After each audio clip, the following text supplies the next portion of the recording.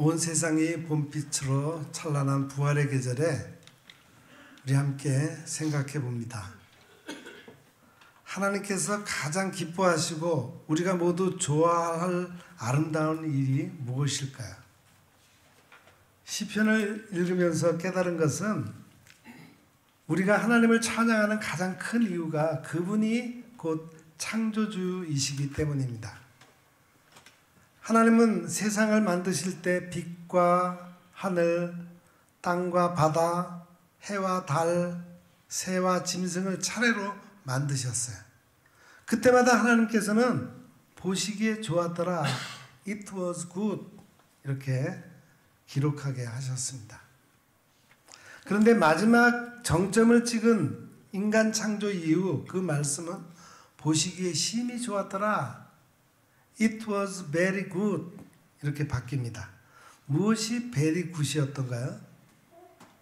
하나님이 자기 형상 곧 하나님의 형상대로 사람을 창조하시되 남자와 여자를 창조하시고 하나님이 그들에게 복을 주시며 하나님이 그들에게 이르시되 생육하고 번성하여 땅에 충만하라, 땅을 정복하라, 바다의 물고기와 하늘의 새와 땅에 움직이는 모든 생물을 다스리라 하시니라, 그렇게 기록되어 있죠.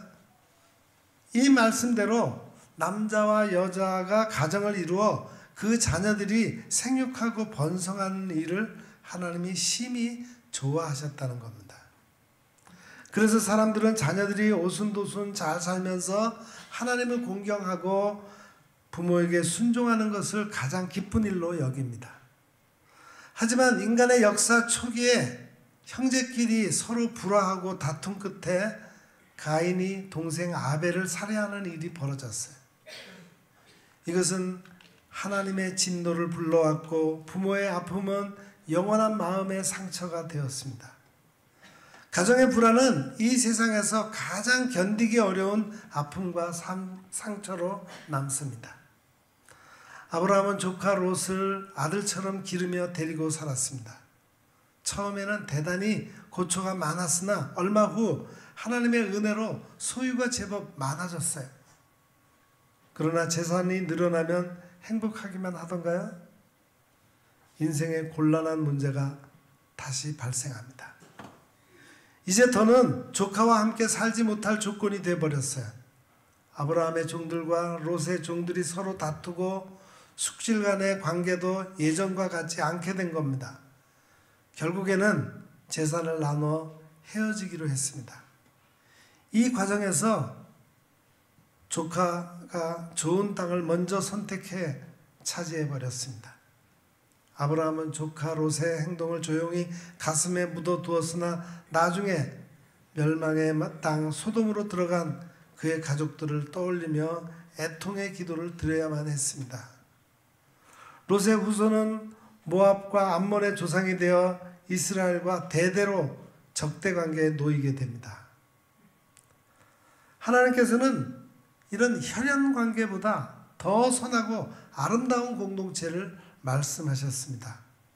서로 피를 통해 이룬 관계보다 더 아름다운 공동체가 있으니 이는 하나님을 섬기며 신앙으로 함께하는 연합을 가리킵니다.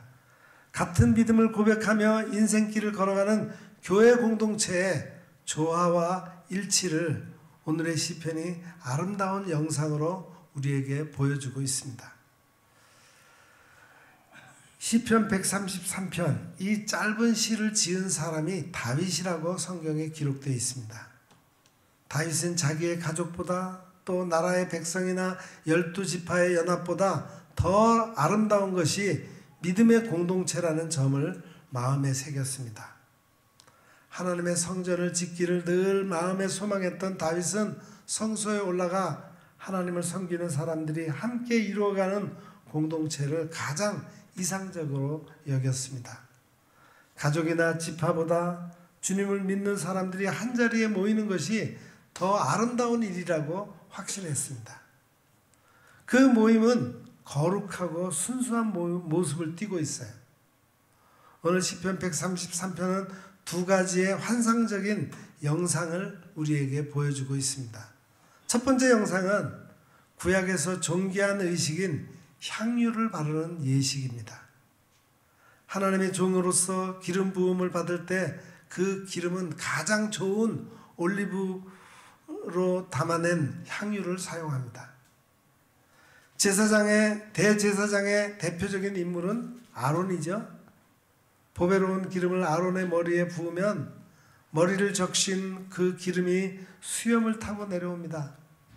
아론은 아주 멋진 수염을 가진 사람이었어요. 수염 아래로 흘러내린 향유는 제사장의 예복을 적시고 그 향기가 온 성소에 퍼지게 됩니다.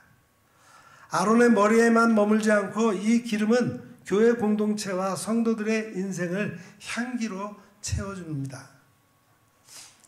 한편 예수 그리스도의 발에 향유를 부은 여인이 있었죠.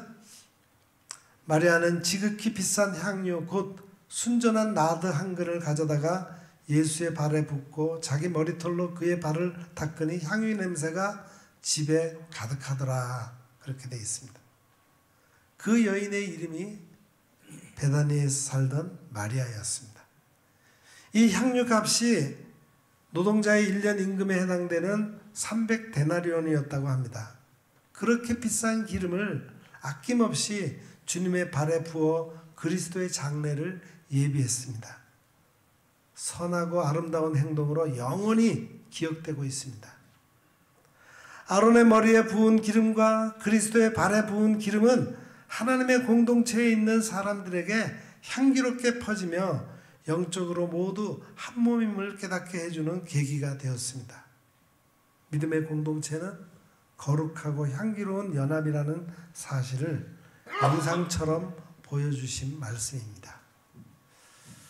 두 번째 영상은 헐몬의 이슬이 시온에 내리는 영롱한 모습을 담았습니다. 헐몬산은 이스라엘 최북단에 있으며 그 꼭대기는 항상 눈에 덮여 있어서 만년설의 신비함을 자아냅니다. 그 눈들이 녹아 날리면서 비처럼 은은히 남쪽 시온산까지 덮어가며 이슬로 맺히는 한 폭의 그림 같은 영상을 만들었습니다. 하나님의 성전이 있는 시온을 덮는 헐몬의 이슬은 하나님이 내리시는 밝고 청한 복의 표현입니다. 성전을 시작으로 온 땅을 덮는 아름다움과 더불어 생명의 환희를 제공해 주고 있는 겁니다. 이슬이라고 하면은 특히 청년과 연결시켜 노래한 다윗의 시가 떠오릅니다. 주의 권능의 날에 주의 백성이 거룩한 옷을 입고 즐거이 헌신하니 새벽 이슬 같은 주의 청년들이 주께 나오는도다. 흠없고 깨끗한 미래의 사람들이 주님께 나아가는 모습을 이른 아침에 이슬로 표현했습니다. 이슬은 복의 상징이에요. 하나님은 스스로 이슬과 같이 되셔서 온 세상을 꽃이 피고 뿌리가 든든한 삶의 터전으로 만들겠다고 말씀하셨습니다. 호세아 14장 5절에는 내가 이스라엘에게 이슬과 같으리니 그가 백합화같이 피겠고 레바논 백향목같이 뿌리가 박힐 것이라 그렇게 말씀합니다. 믿음의 공동체는 이처럼 이슬같이 순수하고 생명력 있는 연합이라는 말씀이 영상으로 보듯 아름답게 펼쳐지고 있습니다. 그러면 이토록 선하고 아름다운 성도의 연합이 우리 교회에도 나타나고 있습니까? 향유처럼 거룩하고 이슬처럼 순수한 교회를 이루는 것이 그리스도인들의 공통된 소망입니다. 그러나 성도의 아름다운 연합보다 교회의 분쟁이나 성도 사이의 갈등 소식이 훨씬 더 많은 것이 오늘의 현실입니다. 참으로 안타까운 일이죠. 분명한 것은 하나님께서 말씀하셨으므로 이 선한 일은 반드시 이루어집니다. 사도행전의 말씀을 생각해 봅시다. 예수님께서 부활 승천하신 후 예루살렘 마가의 다락방에 기도하며 예배드리는 성도들이 모였어요. 그 자리에 성령님이 강림하시고 교회가 시작되어 예루살렘으로부터 이방 땅으로 퍼져나가기 시작했습니다. 약 100여 년에 걸쳐 이루어진 원시 기독교회를 가리켜 초대교회라고 부릅니다. 그 명칭이 초대보다는 초기가 맞을 것 같으나 초대교회라는 이름이 굳어져 있기 때문에 그렇게 사용하기로 합니다. 일반 명칭은 early church예요.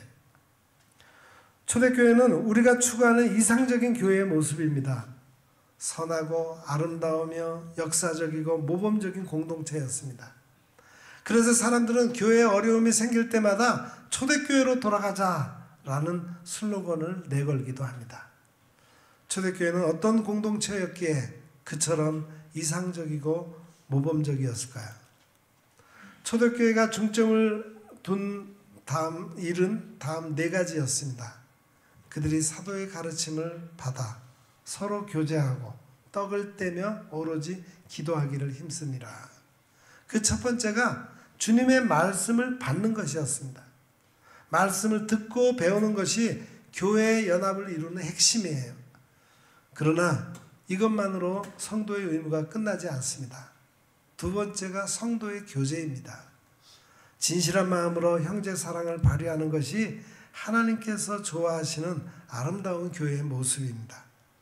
나 혼자서 예배 드리면 됐지 다른 사람이 나를 안다는 것은 부담이라고 생각하는 것은 주님 말씀에 어긋납니다. 종적으로 이루어지는 하나님과의 교제는 횡적인 성도 간의 교제에서 완성되는 것입니다. 성도 사이에 사랑을 단절하고 하나님만 사랑할 수는 없습니다. 여기서 헬라어 단어 하나를 우리의 머리와 가슴에 새겨둡시다. 코이노니아. 가장 쉬운 풀이는 친교입니다. 구체적으로는 공동체의 소통과 협동, 그리고 교제, 사귐, 나눔, 참여, 펠로우십 등으로 사용할 수 있는 은혜로운 단어가 코이노니아입니다. 이 말을 잊지 말고 행위로 실천할 수 있기를 바랍니다. 세 번째는 떡을 떼는 일이었어요. 성도들은 예배 드릴 때 예수님께서 가르쳐 주신 성찬을 행하고 예배 후에는 공동 식사를 나누며 코이노니아를 실행했습니다. 자원해서 음식을 장만하고 가난한 사람들과 나누었습니다. 우리도 예배를 마치고 나면 모두 똑같은 메뉴로 함께 식사합니다. 그것은 예배의 연장이며 아름다운 교회를 이루는 초대교회의 방식입니다. 소박한 공동 식사는 코이노니아의 감격을 우리 모두의 가슴에 새겨줄 것입니다. 마지막으로 기도에 힘쓴 일입니다. 초대교회 이전에는 유대교 회당에서 전통적이고 형식적인 기도가 있었어요. 경건해 보이기 위해서 시간을 맞추어 남들이 보는 데서 기도하는 위선적인 행동이 많았습니다. 초대교회는 진정으로 기도하는 사람들 위해 성령이 강림하심으로 시작되었음을 잊지 말아야 할 것입니다. 그 기도로 인하여 구원받은 사람들이 날마다 더해지는 교회, 참 아름다운 초대교회의 영상을 마음에 새기는 성도들이 되어야 하겠습니다. 이처럼 선한 공동체를 이루기 위해 주의해야 할 일이 있습니다. 사탄은 교회를 모방해서 교회와 사회를 어둠으로 몰아넣습니다. 초대교회가 한 일 가운데 물건을 서로 유무상통한 것은 무척 놀라운 일이었습니다. 신앙적이고 자발적인 공동생활이 이렇게 나타났어요. 믿는 우리가 한 마음과 한 뜻이 되어 모든 물건을 서로 통용하고 자기 재물을 조금이라도 자기 것이라 하는 이가 하나도 없더라 그랬습니다. 이것을 모방해서 재산의 공동 소유를 바탕으로 하는 공산주의의 사상과 정치 체계가 생겼습니다. 그러나 이 사상은 세상을 전쟁과 파괴 속에서 신음하도록 만들었습니다. 무엇보다도 공산주의는 하나님과 교회를 인정하지 않았습니다. 하나님 없이 재산을 공동 소유하자는 사회는 절대로 성공할 수 없습니다. 여기 말씀처럼 구성원들이 한 마음 한 뜻이 되어야 합니다. 하나의 영혼으로 서로 같은 마음이 되어야만 이룰 수 있는 것이 진정한 공동사회입니다. 공산주의를 이겨낸 우리에게 남은 과제는 극도의 개인주의로 물든 세상에서 어떻게 형제의 연합과 사랑을 이룰 수 있을까 하는 문제예요. 이 해답을 지고 있는 곳이 바로 교회입니다. 자기만을 내세우며 주장하고 남의 생각을 존중할 줄 모르는 사회, 자기 이익이 없는 곳은 돌아보지도 않은 세태, 금수저와 흙수저로 나뉘어져 대립하는 세상은 형제의 연합과 동거가 이루어질 수 없습니다. 오직 그리스도께서 둘로 하나를 만드신 화평에 의지할 수밖에 없습니다. 그는 우리의 화평이신지라 둘로 하나를 만드사 원수된 것 곧 중간에 막힌 담을 자기 육체로 허시고 십자가의 희생으로 성도의 연합을 이루게 하신 곳이 예수 그리스도의 교회입니다. 주님을 사랑하는 형제자매들이 그리스도 안에서 연합하고 하나의 교회를 이루었습니다. 하나님께서는 이보다 더 선하고 아름다운 것이 없다고 칭찬해 주셨습니다. 함께 모여 예배드리면 아론의 기름처럼 거룩하고 형제를 사랑하는 마음이 마치 헐몬의 이슬처럼 순수하다고 하셨어요. 기도와 코이노니아를 함께하는 초대교회 성도 같은 사람에게 오늘 시편은 복을 약속함으로 끝을 맺고 있습니다. 일심으로 한 영혼이 된 형제들에게 주시는 복은 바로 영생입니다. 우리 교회와 성도들 모두가 이런 영생의 복을 누리시기를 간절히 기원합니다. 이번 주 수요일이 22대 국회의원을 선출하는 선거일입니다. 온통 상대방에 대한 비난과 약점과 단점을 들춰내기가 난무한 상황입니다. 온 국민에게 적잖은 피로감을 주고 있습니다. 그냥 아무나 해라 하면서 기권해버리면 좋겠다는 마음까지 듭니다. 저는 이런 상황에서 이 사회도 나라도 오늘 말씀과 같은 형제 화합의 복이 이루어지면 얼마나 좋을까 생각해 보았습니다. 거룩하고 향기로운 연합, 순수하고 생명력 있는 연합으로 서로 돕고 나눔으로 부족한 것을 채워가며 함께 평화롭게 살아갈 수는 없는가? 우리 교회에서는 가급적이면 정치에 관한 이야기를 하지 않습니다. 성도들 각자가 가지고 있는 정치적 성향이 다르고 정치 이야기를 하다 보면 서로 마음이 상하기 때문입니다. 그렇다고 아예 무관심할 수도 없고 교회가 정치에 관여하는 것이 아니라 현실 사회의 문제점을 밝히고 그 문제를 해결하기 위해 교회가 해결책을 제시해야 합니다. 무엇이 해결책이겠습니까? 먼저 성도가 선거에 참여하여 좋은 정치인을 선출하는 것입니다. 좋은 정치인은 누구입니까? 저는 오늘 말씀에 근거하여 좋은 정치인을 규정한다면 형제와 연합과 동거가 가능한 정치인이라고 말씀을 드립니다. 좀 더 현실적으로 말씀드리기 위해 우리 고양시의 전 의원이었고 지금은 자치도시연구소를 운영하는 김범수 소장의 제안을 소개할까 합니다. 그는 이렇게 얘기하고 있어요. 좋은 정치를 바란다면 우리가 좋은 정치인을 뽑아야 한다. 후보 중에 민주주의 규범을 준수하고 정치 경쟁자를 존중하고 예의를 지켜 토론하는 정치인, 그리고 남 탓보다는 미래 사회 비전과 구체적 정책 능력을 갖춘 정치인, 또 상대와 열정적으로 토론하면서도 협력할 수 있는 선한 인격을 갖춘 후보를 선택할 것을 제안한다. 그렇게 얘기하고 있습니다. 사랑하는 성도 여러분, 오늘 본문에 펼쳐진 아름다운 영상이 우리 교회에 펼쳐지기를 간절히 소망합니다.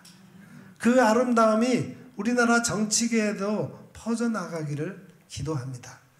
하나님께서는 우리가 먼저 형제의 연합과 동거를 위해 힘쓸 수 있기를 바라고 계십니다. 기도하겠습니다. 사랑의 하나님, 이 부활의 기쁨을 누리는 찬란한 계절에 우리가 속한 공동체가 하나님이 보시기에 심히 좋은 공동체가 되기를 원합니다. 거룩한 향기가 나는 공동체가 되게 하시고 새벽 이슬 같은 순수한 생명력이 넘치는 교회가 되게 하옵소서. 말씀과 교제와 섬김과 기도가 풍성한 공동체가 되게 하옵소서. 이 나라에 연합과 동거가 가능한 선한 정치인이 선출되어 나라도 하나님이 다스리시는 아름다운 나라가 되게 하옵소서. 예수님의 이름으로 간절히 기도드립니다. 아멘.